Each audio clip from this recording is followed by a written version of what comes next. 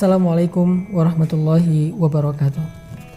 Saya ingin menyampaikan beberapa nasihat dari ulama untuk kita semuanya yang merasa pernah meninggalkan sholat atau yang sampai hari ini masih mengabaikan sholat, masih sering meremehkan ibadah sholat.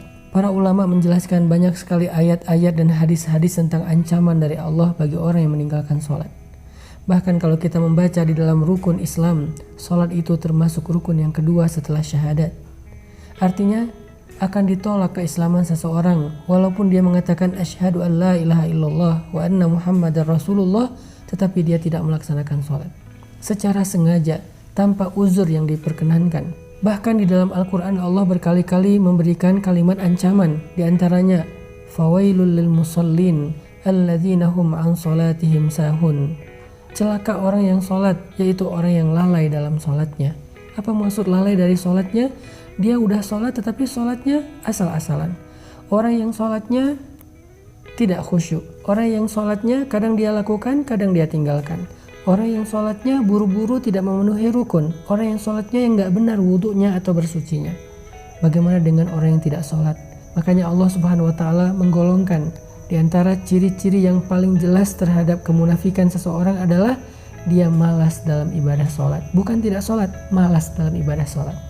Allah berfirman di dalam surat An-Nisa, wa idza qamu ilas shalah qamu kusala. Kalau mereka berdiri untuk sholat, mereka berdiri dalam keadaan kusala, bermalas-malasan. Mungkin kita sholat, tetapi apakah sholat kita termasuk bermalas-malasan? Bagaimana dengan tarawih kita? Apakah termasuk bermalas-malasan? Kita mencari tarawih yang paling cepat, yang hanya dalam hitungan 15 menit selesai 20 rakaat atau 11 rakaat?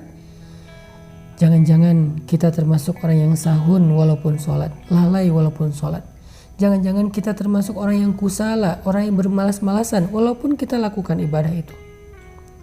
Seandainya kita termasuk orang-orang yang lalai atau orang-orang yang bermalas-malasan dalam sholat, na'udzubillah, berarti masih ada kemunafikan di hati kita, tertolak iman dan Islamnya di sisi Allah Subhanahu wa Ta'ala. Teman-teman yang dirahmati Allah, sholat adalah satu-satunya ikatan antara kita dengan langit. Sholat adalah satu-satunya ikatan antara hamba dengan Allah. Sehingga ketika kita meninggalkan sholat satu kali saja, berarti kita telah memutuskan ikatan kita dengan Allah. Lalu bagaimana kita akan mendapatkan pertolongan Allah ketika kita butuh, sementara kita gak punya ikatan apa-apa dengan Allah? Ketika kita tidak punya ikatan apa-apa dengan seseorang, bagaimana kita akan berharap orang itu menolong kita?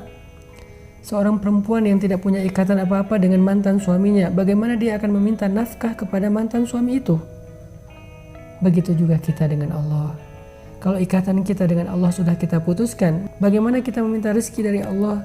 Bagaimana kita meminta perlindungan dari Allah? Bagaimana kita meminta Allah memperhatikan dan mengurus kita, padahal kita sendiri yang memutuskan ikatan dengan Allah? Satu-satunya, kata ulama, ikatan antara hamba dengan Rabb-nya adalah as-sholah. Siapa yang meninggalkan sholat secara sengaja tanpa alasan yang dibolehkan oleh agama, berarti dia telah memutuskan urwatul wuthqa, ikatan dengan Allah Subhanahu wa Ta'ala. Bahkan para ulama sampai berpendapat, seandainya seseorang meninggalkan sholat sampai akhir hayatnya, maka ketika dia meninggal, dia tidak boleh dikuburkan di kuburan kaum muslimin.